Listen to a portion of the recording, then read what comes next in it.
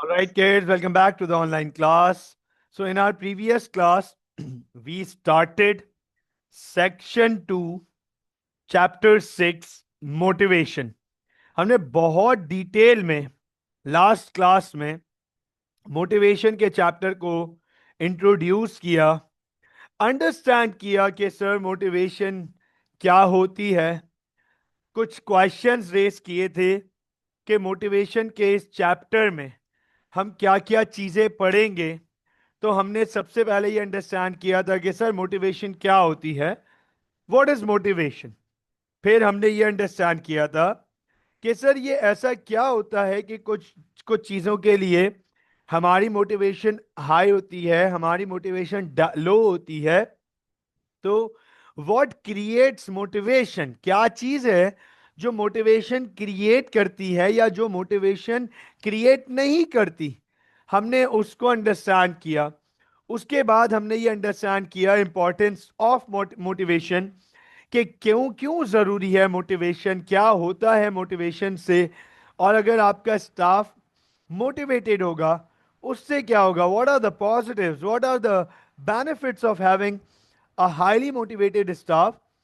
और आज हमें अंडरस्टैंड करने, ये हमारी पिछली क्लास का कंटेंट था, आज हमें जो क्वेश्चन आंसर करने हैं सर, वो दो बहुत इंपॉर्टेंट क्वेश्चंस हैं, दो बहुत इंपॉर्टेंट क्वेश्चंस हैं।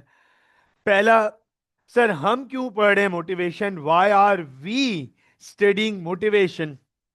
और दूसरा सवाल जो सबसे इंपॉर्टेंट सवाल है, how to motivate, how to motivate, motivate कैसे करें सर, मोटिवेट कैसे करना है, हाउ टू मोटिवेट। ये हमारे आज की क्लास के दो क्वेश्चंस हैं। तो अगर मैं आपको जल्दी से रिव्यू करा दूं तो sir, motivation desirability, willingness, interest of a worker towards the work. Motivation क्या है, वर्कर की डिजायरेबिलिटी, वर्कर का इंटरेस्ट, वर्कर की विलिंगनेस अपने काम की तरफ, वो काम कितना शौक से करना चाहता है, उसका काम में कितना इंटरेस्ट है, वो काम कितना एंजॉय करता है, उस काम में उसका क्या विलिंग है, क्या विलिंग है उस काम में उसकी। तो वो, उसे हम मोटिवेशन कहते हैं। हमने ये पढ़ा कि sir motivation is a direct result of the satisfaction that worker receives from the outcome of that work. जो काम वो कर रहा है उसका जो आउटकम है, उस आउटकम से जो सेटिस्फैक्शन मिल रही है, वो सेटिस्फैक्शन डायरेक्ट मोटिवेशन को इम्पैक्ट करती है। अगर सेटिस्फैक्शन हाई होगी, if the satisfaction is high, अगर सेटिस्फैक्शन ग्रेट है, ज्यादा है, तो याद रखिएगा मोटिवेशन भी ज्यादा होगी, मोटिवेशन भी ज्यादा होगी। And if the satisfaction of that outcome of the work is low, then motivation भी कम होगी। हमने ये अंडरस्टैंड करने के बाद ये सारी चीजें डिटेल में पढ़ी थी, और फिर ये अंडरस्टैंड किया था कि एक फर्म को ये अंडरस्टैंडिंग चाहिए कि कौन कौन सी चीजें हैं जिससे वर्कर्स मोटिवेटेड होते हैं। मोटिवेटेड वर्कफोर्स होने के बहुत बड़े एडवांटेजेस हैं।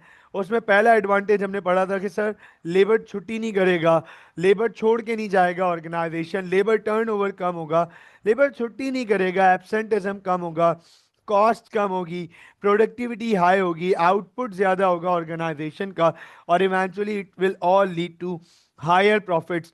ये बड़ा इंपॉर्टेंट पार्ट था हमारी लास्ट क्लास का। अब आज हमें सबसे पहले पॉइंट ये पढ़ना है, sir why study motivation, why are we studying motivation. Sir हम क्यों पढ़ रहे हैं मोटिवेशन, हमारा क्या काम है मोटिवेशन पढ़ने का। ठीक है सर, ये बात समझ आ जाती है कि motivation is the willingness and desirability of a worker towards their work, but why are we studying motivation, sir हम क्यों पढ़ रहे हैं मोटिवेशन, हमारी क्या जरूरत है।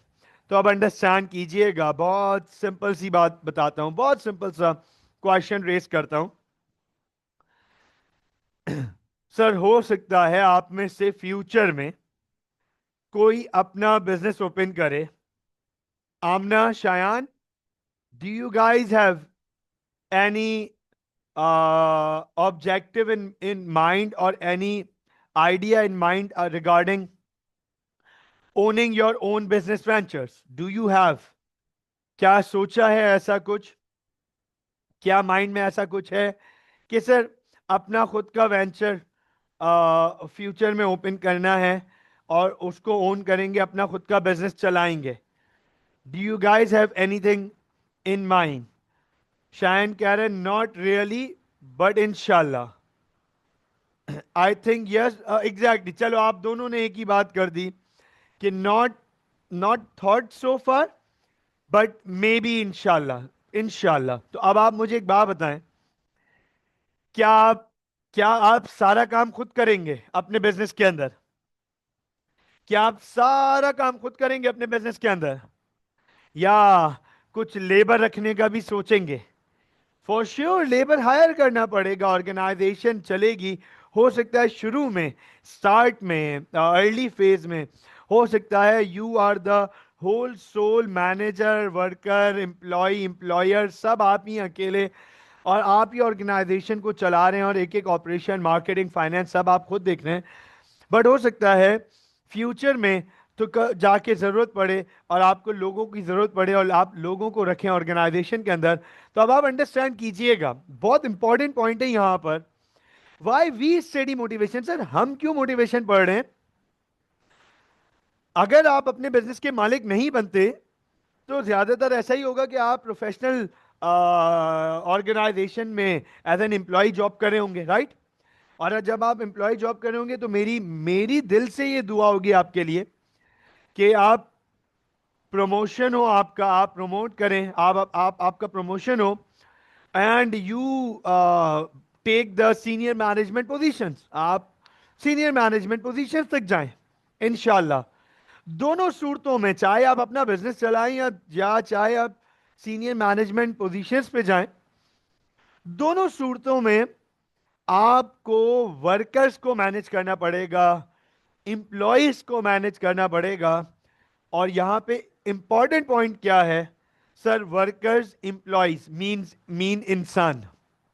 आपको इंसानों को डील करना पड़ेगा, ह्यूमंस को डील करना पड़ेगा. और पॉइंट यही आता है कि सर इंसान जो है उसकी विलिंगनेस एंड डिजायरेबिलिटी बहुत सारे फैक्टर्स पे डिपेंड कर रही होती है. वो कभी हाई होगी और कभी लो होगी. तो एज एन ओनर आपको ये मेक श्योर करना पड़ेगा, या as an executive, as a head, as a manager, आपको ये मेक श्योर करना पड़ेगा, आपको ये इंश्योर करना पड़ेगा कि सर हम जो हैं, वो हमारे वर्कर्स जो हैं वो मोटिवेटेड हैं. आपके वर्कर्स जो हैं, आपके एम्प्लॉयज जो हैं, दे आर हाईली मोटिवेटेड. तभी तो आपको ये एडवांटेजेस मिलेंगे कि टर्नओवर कम होगा, एब्सेंटिज्म कम होगा. अब एक प्रॉब्लम क्या आती है, आप क्यों मोटिवेशन पढ़ रहे हैं? एक प्रॉब्लम ये आती है कि जब इंसान अपने लिए, खुद के लिए काम करता है तो उसे, उसकी मोटिवेशन इवेंचुअली बहुत हाई होती है. ये मैं आपको फैक्ट बात बता रहा हूं. This is a 100% fact. मैं आपको अपनी लाइफ के, वर्किंग लाइफ के पिछले, टीचिंग लाइफ के पिछले 16 साल, टीचिंग लाइफ के पिछले 16 इयर्स, एंड एंटरप्रेन्योरल लाइफ के पास्ट 9 इयर्स, मैं आपको ये बात हल्फिया बता रहा हूं कि when a human, when a people, when a human being, when a labor is working for himself, entrepreneur, उसकी मोटिवेशन अलग होती है. रीजन बीइंग के उसको पता है कि अगर मैं मेहनत करूंगा तो इवेंचुअली मेरा बिजनेस फ्लरिश करेगा, and when my business will be flourishing, so it will be generating more revenues, it will be targeting more customers, it will be better competing the local market. So all these measures, all these things will result eventually in better profit margins or better profitability. और वो profitability मेरी ही है. सो owner को ये बात पता होती है कि मैं काम करूंगा अपनी ऑर्गेनाइजेशन के लिए तो रिवॉर्ड सारे मेरे हैं.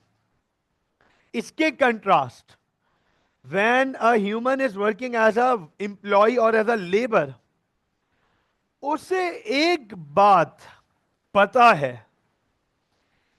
कि मेरी एक फिक्स्ड अमाउंट है सैलरी की, या मेरी एक रोज की फिक्स्ड वेजेस है. आवरली भी हैं तो फिक्स्ड हैं. आवर का, एक घंटे का $10, $12, या एक घंटे के 2,000, 2,500, 3,000, ये फिक्स्ड है. उसे ये पता है कि मैं जितना काम करूंगा उसका रिटर्न और रिवॉर्ड इवेंचुअली ऑर्गेनाइजेशन को मिलेगा, और ऑर्गेनाइजेशन किसी और की है, मेरी नहीं है. तो मेरे अच्छे काम करने से, मेरे ज्यादा काम करने से, मेरा ज्यादा एफर्ट देने से मुझे कोई खास फर्क नहीं पड़ेगा, मुझे कोई खास बेनिफिट्स नहीं मिलेंगे. हाँ, ये जरूर होगा कि प्रमोशंस के चांसेस ओपन होंगे, कुछ रास्ते ऊपर चढ़ने के होंगे, but eventually the final benefits will be taken away by the organization, will be taken away by the organization. तो वहां वर्कर की मोटिवेशन हिलने की पोजीशन में होती है, वहां वर्कर की मोटिवेशन डाउन होने की कंडीशन क्रिएट हो सकती है. Because worker is sensing the fact that my efforts and my productivity, my hard work will eventually reap the benefits, majority of the benefits for the organization, and very few of those benefits will be passed on to me. तो ये एक problem आ जाती है जिसकी वजह से employee की motivation बहुत इंपॉर्टेंट हो जाती है. तो मैं और आप यहां पे मोटिवेशन इसलिए पढ़ रहे हैं कि इंशाल्लाह अगर फ्यूचर में आप अपना बिजनेस ओपन कर रहे होंगे, या फ्यूचर में आप किसी ऑर्गेनाइजेशन का पार्ट होंगे, सीनियर एग्जीक्यूटिव लेवल पर होंगे, सीनियर मैनेजमेंट पोजीशन पर होंगे, so you will have to make sure that you, the employees you are handling, the employees that are under you are motivated. आप इसलिए मोटिवेशन पढ़ रहे हैं इस चैप्टर में, आप इसलिए मोटिवेशन पढ़ रहे हैं यहां पे. तो अब आप देखें, इसकी एग्जैक्टली यही बात यहां पे लिखी हुई है. मैं यहां पे पढ़ देता हूं. जो बात मैंने अभी आपके सामने की है सारी, वो एग्जैक्टली यहां पे लिखी हुई है. Why are we studying motivation? Note कीजिएगा, मैं और आप क्यों मोटिवेशन पढ़ रहे हैं, या मैं आपको यहां इस वक्त मोटिवेशन क्यों पढ़ा रहा हूं. गौर से देखिएगा. मोटिवेशन इन थियोरीज, नोट कीजिएगा. व्हेन पीपल वर्क, अच्छा ये वर्क है, when people work for themselves, they tend to work hard and effectively as they see the direct benefits of their labors या works. अंडरस्टैंड कीजिएगा, जब इंसान अपने लिए काम करता है तो उसे आइडिया होता है, उसे उसे उसका बेनिफिट नजर आ रहा होता है. क्या सारा बेनिफिट मेरा है, मैं अपने लिए मैं काम कर रहा हूं तो मेरा बिजनेस फ्लरिश करेगा, बेनिफिट सारा मेरा है. तो इंसान वो जो लेबर वाला काम कर रहा है, मैं अगर अपनी ऑर्गेनाइजेशन में काम कर रहा हूं तो मैं भी लेबर हूं, ओनर हूं, लेबर हूं. तो सॉरी, ओके. तो लेबर वाला काम जो है ओनर कर रहा है, तो उसे पता है सारा रिटर्न मेरा है. However, once people work for someone else, then they may not work as effectively. One of the tasks of the management is to get their workforce to contribute fully to the success of the business. तो अब understand कीजिएगा, ये वही वाली बात है exactly कि worker को ये बात रियलाइज हो गई है या हो जाती है, या वर्कर ये बात फील करता है कि यार मेहनत मैं करूं बेनिफिट वो ले जाएं, मेहनत मैं करूं बेनिफिट वो ले जाएं। इसकी मैं एक बड़ी जबरदस्त एग्जांपल देता हूं, इसकी मैं एक बहुत बेहतरीन एग्जांपल देता हूं। आपको इस एग्जाम्पल में एक बड़ा लेसन मिलेगा, इस एग्जाम्पल को अंडरस्टैंड कीजिएगा। This is the absolute classical example of this paragraph. एक ऑर्गेनाइजेशन में, एक ऑर्गेनाइजेशन की बिल्डिंग के कंपाउंड में ड्यूरिंग द ब्रेक टाइम कुछ वर्कर्स मौजूद थे, वर्कर्स खड़े हुए थे। लेट सपोज कुछ वर्कर्स स्मोकिंग एरिया में स्मोकिंग कर रहे थे, बहरहाल टीम में खड़े हुए थे वो वहां पे। And all of a sudden अचानक से ओनर अपनी ब्रांड न्यू मर्सिडीज में एंटर होते हैं कंपाउंड में, और टुवर्ड्स पार्किंग लॉट गाड़ी लेके जाते हैं। पार्किंग में गाड़ी लगाने के बाद ओनर जब कंपाउंड की तरफ, कंपाउंड से गुजर रहे होते हैं, तो वहां पे खड़े वर्कर्स में से चार पांच छह वर्कर्स वो होते हैं ना, जो बॉस बॉस बॉस बॉस करते हैं, ठीक है ना। तो वो आते हैं बॉस के पास, कहते हैं बॉस क्या बात है बॉस, बॉस ये जो नया मॉडल आपने मर्सिडीज का लिया है सर, इतना जबरदस्त मॉडल है सर, ये बेहतरीन सर। हम we also feel proud working under you and working for this organisation. तो बॉस एक वर्कर के कंधे पे हाथ रखते हैं और कहते हैं यार गाड़ी क्या चीज है, कोई बड़ी बात थोड़ी है, तुम मेहनत करो, तुम सब मेहनत करो, तुम सब मेहनत करो। क्या लगता है क्या बोला होगा आगे बॉस ने? What do you think? What do you think boss ने आगे क्या बोला होगा? तुम सब मेहनत करते रहो। बॉस ने बोला गाड़ी कोई बड़ी बात नहीं है यार, तुम सब मेहनत करते रहो। What do you think boss ने क्या बोला होगा इसके बाद? तुम सब मेहनत करते रहो, तुम सब मेहनत करते रहो। हाँ शायान, देखो शायान क्या कह रहा है। शायान कह रहा है तुम्हारे पास भी ऐसी होगी, यही तो हमारा परसेप्शन है। बॉस ने बोला तुम सब मेहनत करते रहो, तो मैं अगले साल इससे भी नया मॉडल खरीदूंगा। तुम सब मेहनत करते रहो, तो मैं अगले साल इससे भी नया मॉडल खरीदूंगा। And this is what exactly this paragraph shows, कि वर्क मेहनत वर्कर्स कर रहे हैं, वर्कर्स काम कर रहे हैं, उन्हें कहीं ना कहीं ये बात फील होती है या हो सकती है क्या मेहनत मेरी है, कंपनी सारा रिवॉर्ड तो बेनिफिट तो ऑर्गेनाइजेशन का है, तो मेरी मोटिवेशन फिर वर्कर्स की मोटिवेशन डाउन हो सकती है। तो ऑर्गेनाइजेशन का ये टास्क है management, this is one of the task of management, that they need to regularly keep a check and balance on the motivation of their workforce। उन्हें रेगुलरली अपने वर्कर्स की मोटिवेशन का चेक एंड बैलेंस रखना है और उन्हें उन्हें motivated रखना है। तो सवाल ये आ जाता है कि सर वर्कर को मोटिवेट कैसे करेंगे, ये वाला क्वेश्चन आ गया। This question, how to motivate workers.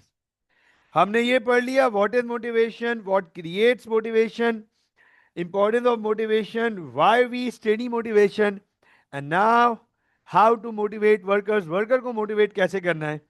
तो नोट कीजिएगा यहां पर आपके सामने क्या लिखा हुआ है, फोकस कीजिएगा। Many studies have been conducted to discover what makes workers more work effectively. अब जाहिर सी बात है, ये जब मैं as a very small entrepreneur, मतलब एंटरप्रेन्योरल वर्ल्ड में, अगर मैं दुनिया की बात करूं, मैं पाकिस्तान की बात नहीं करता, चलो मैं दुनिया की बात नहीं करता, मैं पाकिस्तान की बात कर लेता हूं, मैं पाकिस्तान की बात नहीं करता, मैं कराची की बात कर लेता हूं, मैं कराची की बात नहीं करता, मैं सिर्फ प्रिसाइज अपने एरिया की बात कर लेता हूं। तो considering the entrepreneurial world, I am a very small entrepreneur, बहुत छोटा सा मैं एक एंटरप्रेन्योर हूं, अंडरस्टैंड कीजिएगा इस बात को. Being such A small entrepreneur and still feel this thing, मैं जब ये फील करता हूं तो आप सोचे पूरी दुनिया के जितने बड़े एंटरप्रेन्योर्स हैं क्या वो ये सब फील नहीं करते होंगे, और क्या ये पहले से फील होता हुआ नहीं आ रहा होगा. So definitely this is not the problem of today, this have been the problem and the concern and the limitation of having workers and labours. तो ये प्रॉब्लम है, ये प्रॉब्लम पुरानी है, रहती थी, और ये प्रॉब्लम आगे भी रहेगी.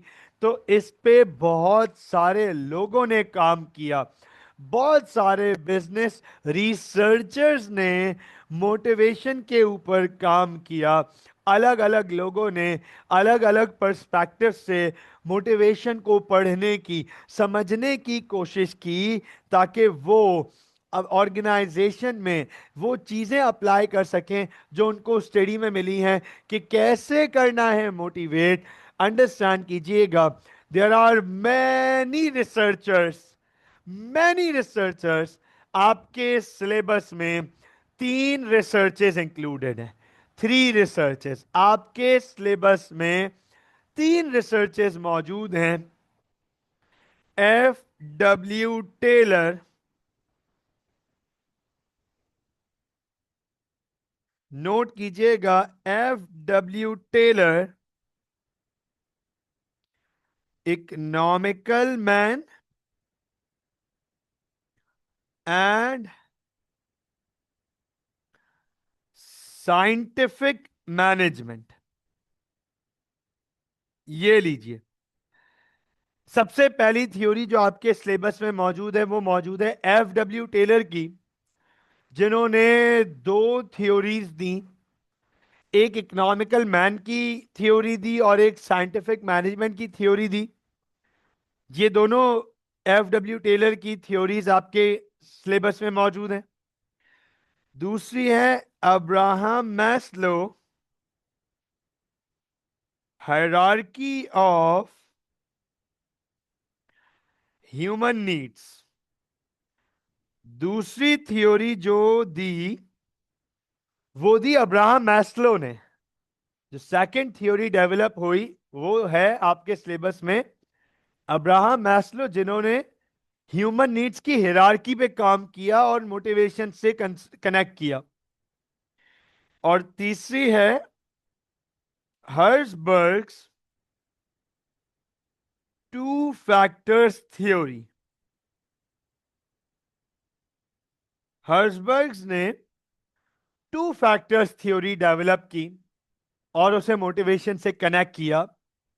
तो हम अब ये तमाम थ्योरीज को पढ़ेंगे और देखेंगे कि ये जो बिजनेस रिसर्चर्स हैं इन्होंने क्या रिसर्च की, इनकी रिसर्च कितनी वैलिड थी, रिसर्च कैसे की गई, रिसर्च का क्या आउटकम निकला, और वो आउटकम मेरे और आपके लिए कैसे बेनिफिशियल है, इसे बिजनेस कैसे यूज कर सकता है. अंडरस्टैंड कीजिएगा, आपके सिलेबस में ये मौजूद है और आप पेपर में देखेंगे, आप पास पेपर्स में देखेंगे बाकायदा सवाल में लिखा हुआ होता है कि बताओ ये F. W. टेलर की थ्योरी को यहां इस कॉन्टेक्स्ट में कैसे यूज किया जा सकता है.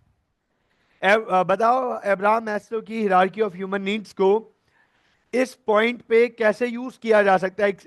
Explain and outline the 2 factors that फला कैन, जो भी ओनर है, can take out from the Abraham Maslow hierarchy of human needs.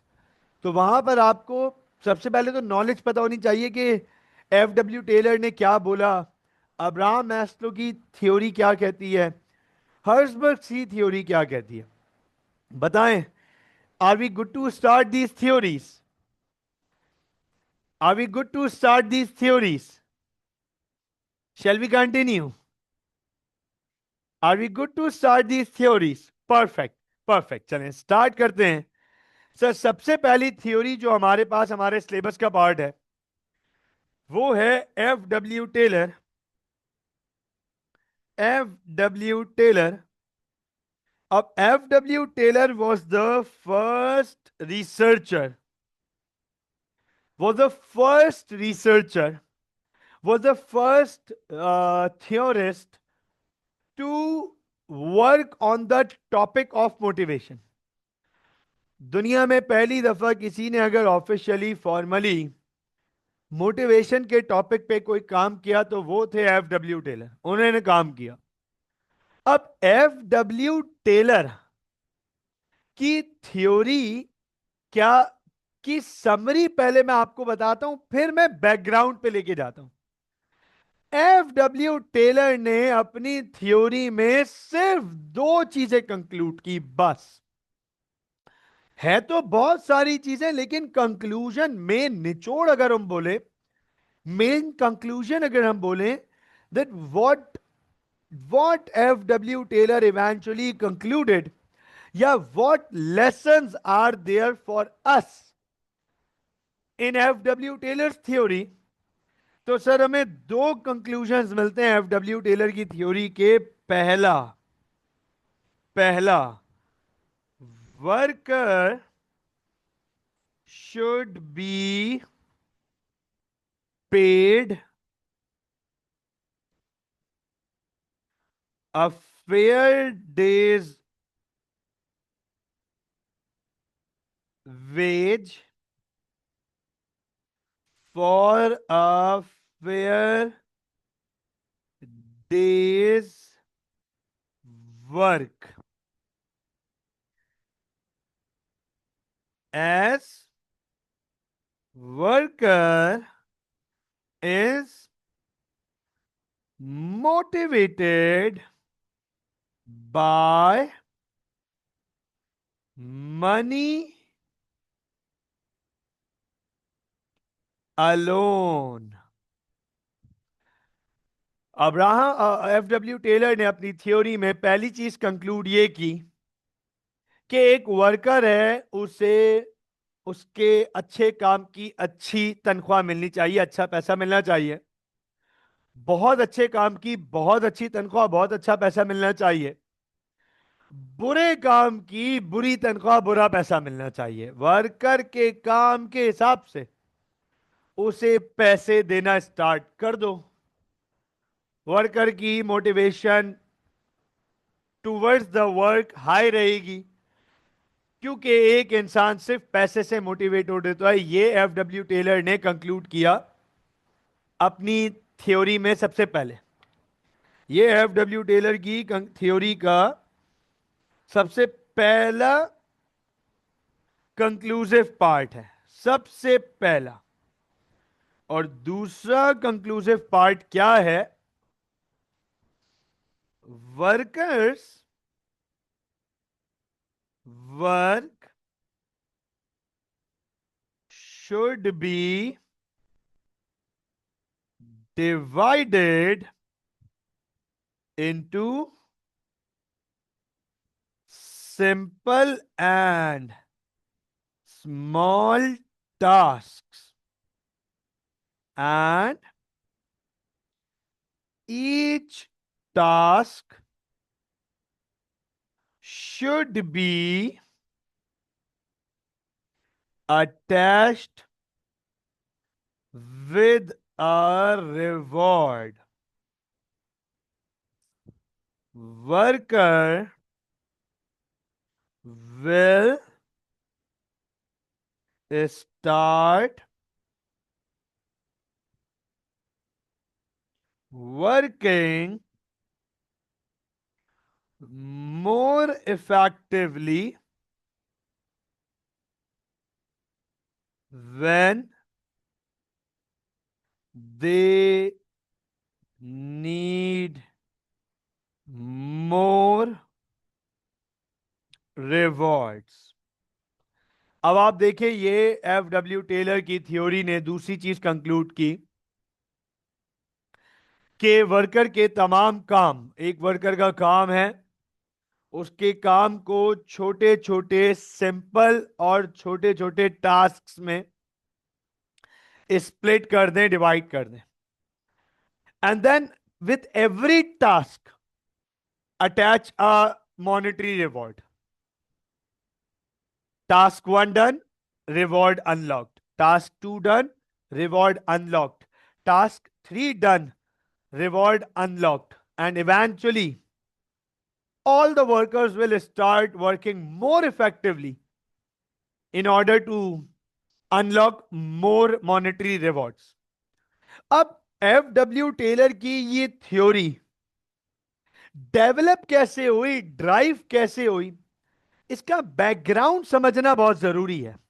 इसका how, why and how did FW Taylor come to this conclusion. ये कैसे, और FW टेलर कौन है सर?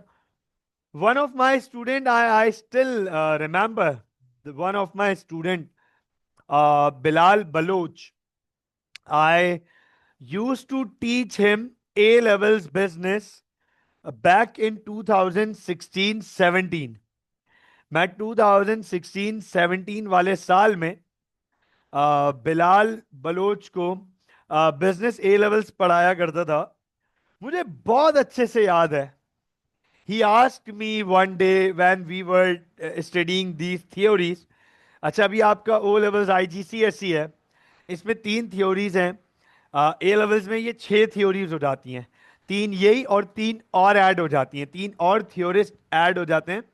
और दुनिया भर में तो प्रोफेशनली बहुत सारे थ्योरिस्ट हैं जिनकी मोटिवेशन के ऊपर कंट्रीब्यूशन है, और उन्होंने अपने अपने वर्क कंट्रीब्यूट किए हुए हैं, और उन्होंने अपनी अपनी थ्योरीज डेवलप की हैं. तो Bilal one day, I think जब मैं हर्जबर्ग की 2 फैक्टर्स थ्योरी पढ़ा रहा था, so one day he asked me, कहते सर ये थ्योरी इन्होंने क्यों बनाई, ये थ्योरी मतलब ये कौन है FW टेलर? सर मैं भी उठ के थ्योरी बना लूं, मैं भी एक थ्योरी बना लेता हूं बिलाल बलोच के नाम से, तो सर क्या वो पब्लिश हो जाएगी, क्या दुनिया उसे एक्सेप्ट कर लेगी? अच्छा, his question was so cute back in those days. बहुत मासूम सवाल था ना, मासूम सवाल था कि सर ये FW टेलर कौन है, कौन है FW टेलर? अच्छा, स्टूडेंट का ये सवाल बहुत वैलिड है, क्योंकि उन उस time back in those days मैं इन थ्योरिस्ट का बैकग्राउंड नहीं बताता था, ये कौन है, मैं इनका बैकग्राउंड नहीं बताता था. मैं डायरेक्ट थ्योरी बताता था कि भाई ये थ्योरी है, ये इसने ये बोला और इसे हम ऐसे यूज करेंगे, direct to the point.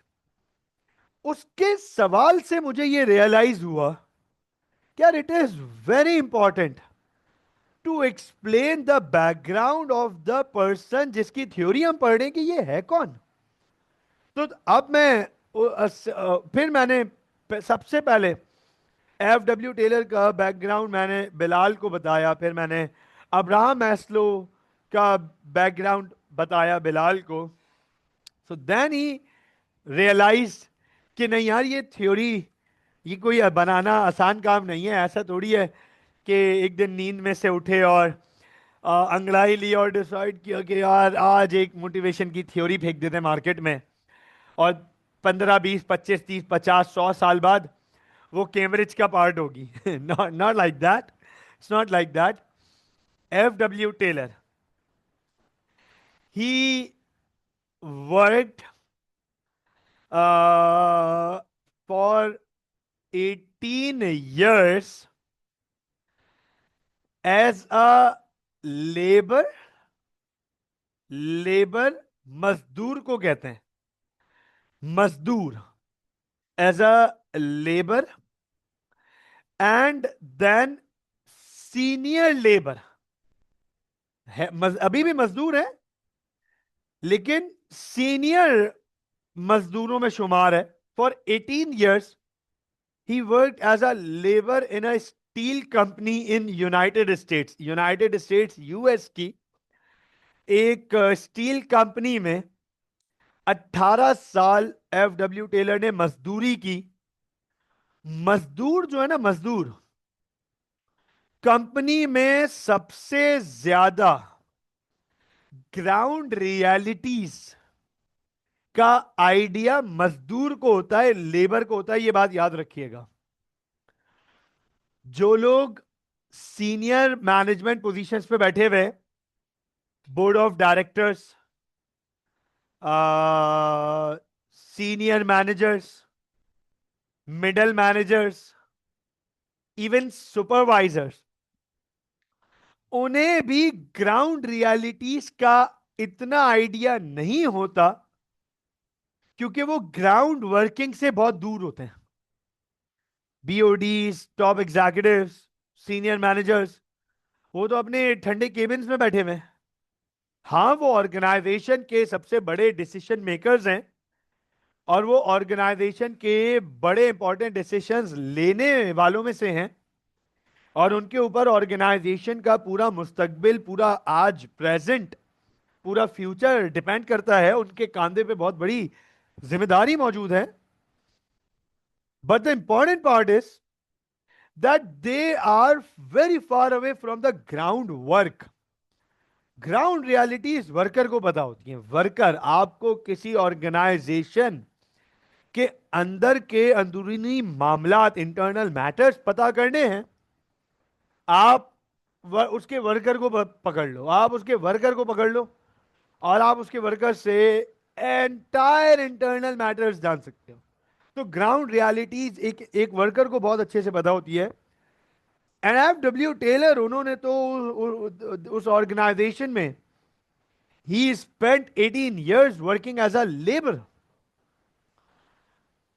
Then he was promoted to, eventually with the passage of time obviously, पहले बिल्कुल रॉ अनस्किल्ड, बिल्कुल रॉ अनस्किल्ड लेबर के तौर पे इंडक्ट किए गए होंगे. देख देख के, काम कर करके सीख गए होंगे. वो कहते हैं ना, कर करके इंसान को काम आ ही जाता है. तो वो आ गया, उन्होंने सीख लिया होगा, देख लिया होगा. हो सकता है ट्रेनिंग्स हुई हो सकता है ट्रेनिंग्स ना हुई हो, उसके बारे में कहीं नहीं पढ़ा. ट्रेनिंग्स हुई होंगी, फॉर श्योर हुई होंगी. ट्रेनिंग्स ना भी हुई हो तो अपने सराउंडिंग के वर्कर्स को ऑब्जर्व करके he must have learned that skill, the the skill that is needed in the steel industry to work and survive. So he worked there for 18 years. Eventually he got promoted to the management level. When he was promoted to the management level, so he started facing that same problem which he went through his life, the ups and down of motivation of the workers. क्या कभी उनके worker बहुत अच्छा काम करके दे रहे थे जो उनके अंडर मौजूद है? The team F W Taylor was looking after the employees which were working under FW Taylor. Sometimes they were working good, sometimes they were working extraordinary. The other time the workers were working very ordinary, below par. So at the management level, he understood this thing that motivation fluctuates. और वो खुद भी labour थे, वो खुद भी labour थे. तो क्योंकि 18 साल वो लेबर थे, उन्हें वर्कर्स की कंडीशन का बहुत अच्छे से आइडिया था.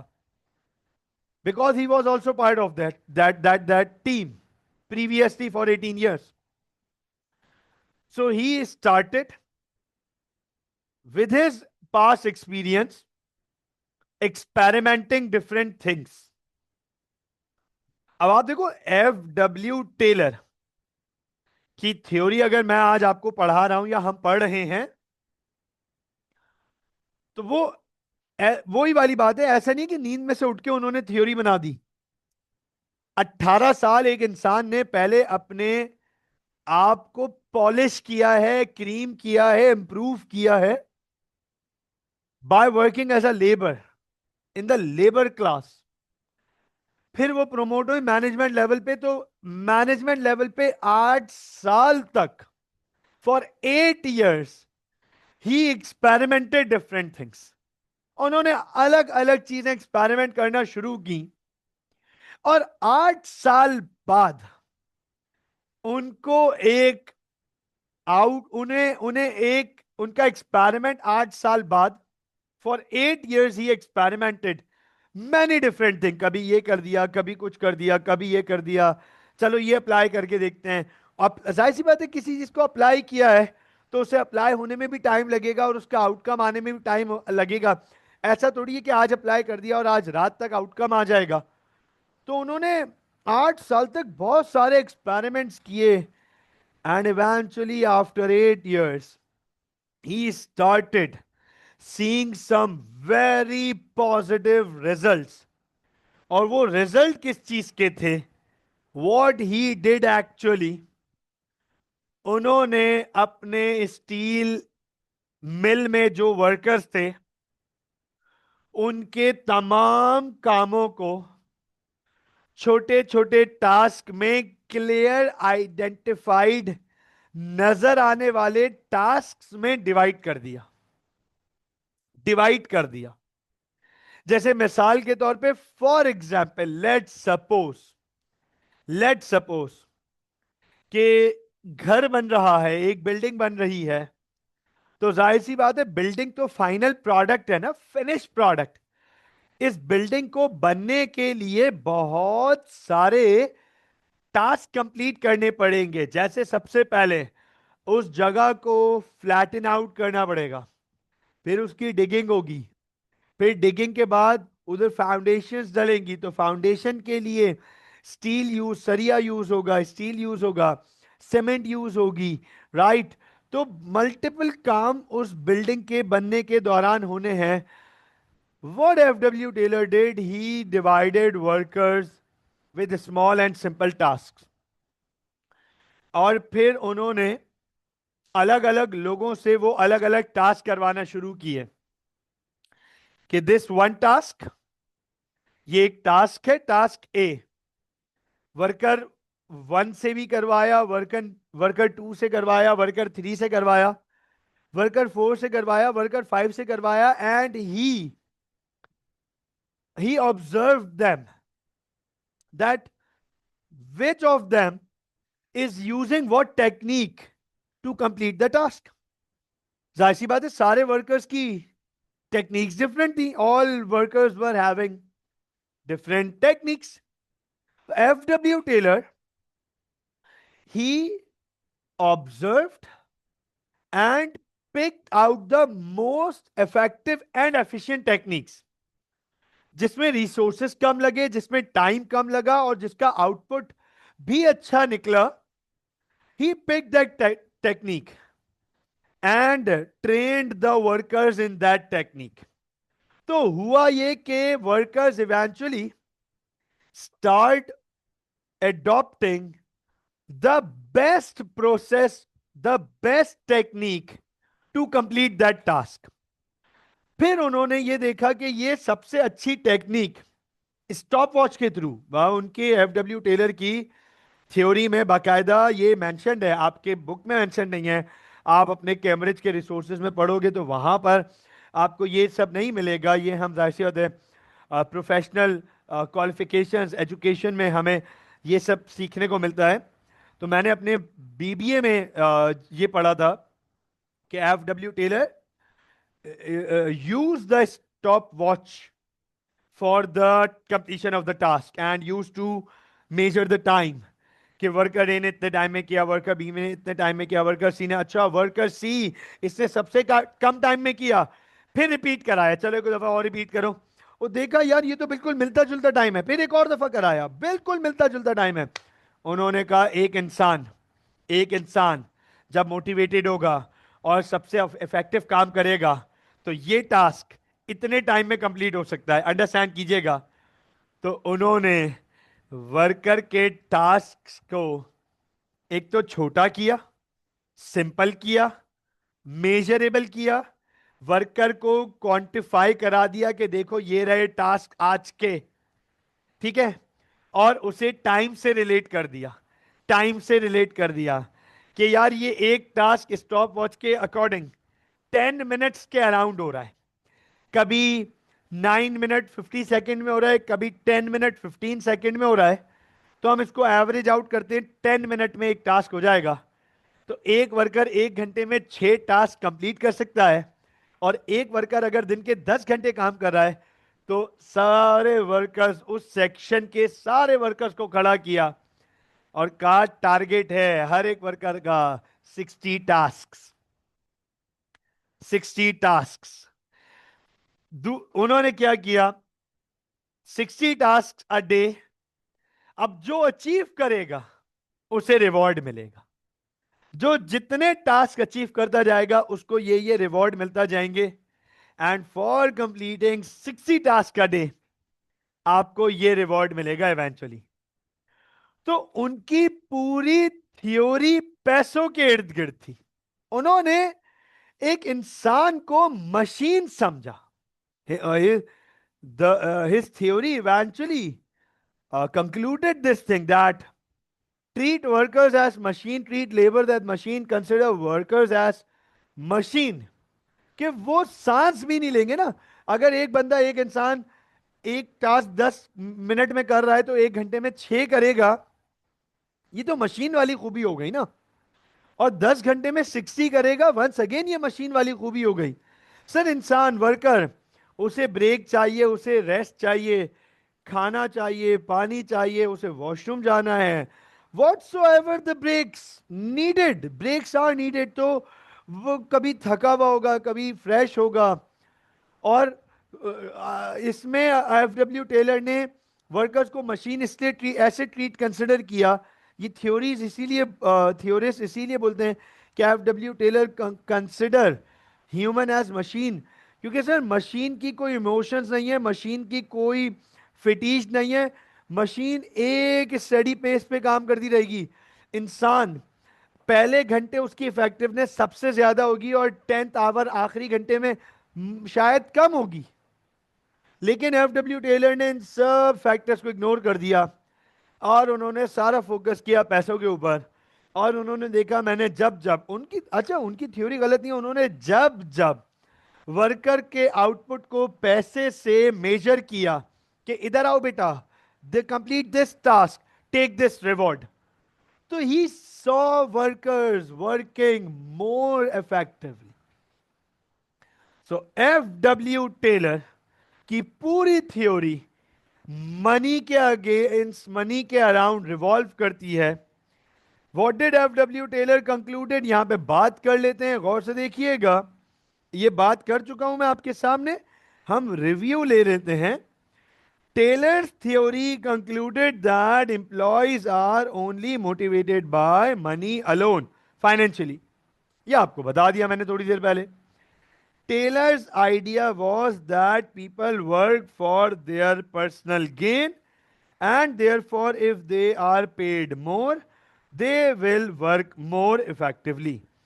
He broke down their jobs into simple processes and then calculated how much output they should be able to do in a day. If they produce this target output, they would be paid more money। ये देखें, exactly word to word यही मैंने आपको बताया कि F W Taylor ने पूरी theory में कंक्लूड किया कि टास्क ब्रेक डाउन कर दो, सिंपल जॉब को सिंपल टास्क में ब्रेक डाउन कर दो, मेजर कर लो कितने टाइम में ये टास्क हो सकता है, और उनके पूरे दिन के टास्क एलोकेट कर दो उन्हें, और उन टास्क के अचीवमेंट के साथ मॉनेटरी रिवॉर्ड्स रख दो। Worker eventually, because they work for personal gains, every worker works for personal gains and monetary gains.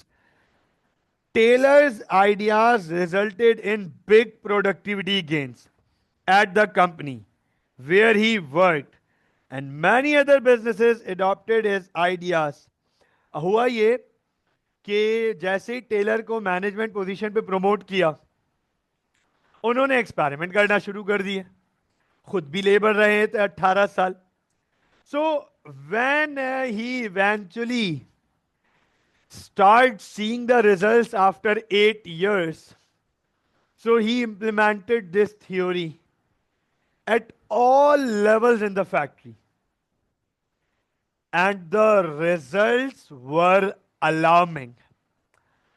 The company experienced 3.5x level of production very next year। अगले साल ही company की production 3.5x means that अगर company में 10,000 ton produce हो रहा था तो 35,000 ton की प्रोडक्शन हो गई with the same workers and with the same resources. तो दुनिया भर में एफ टेलर की थ्योरी को काफी इज्जत मिली, रिकग्निशन मिली, इंपॉर्टेंस मिली, और बहुत सारी ऑर्गेनाइजेशंस ने back in those days, this is 1912, ये 1912 की बात है, और बहुत सारी ऑर्गेनाइजेशंस ने इंक्लूडिंग फोर्ड कंपनी ने भी एफ टेलर की थ्योरी को अडॉप्ट किया। The results were alarming, they were sky high, but there were several criticism of Taylor ideas। Taylor की थ्योरी को बहुत क्रिटिसिज्म मिला, लिमिटेशंस है टेलर की थ्योरी की। सबसे पहली लिमिटेशन वो ये है, his ideas were too simplistic sir.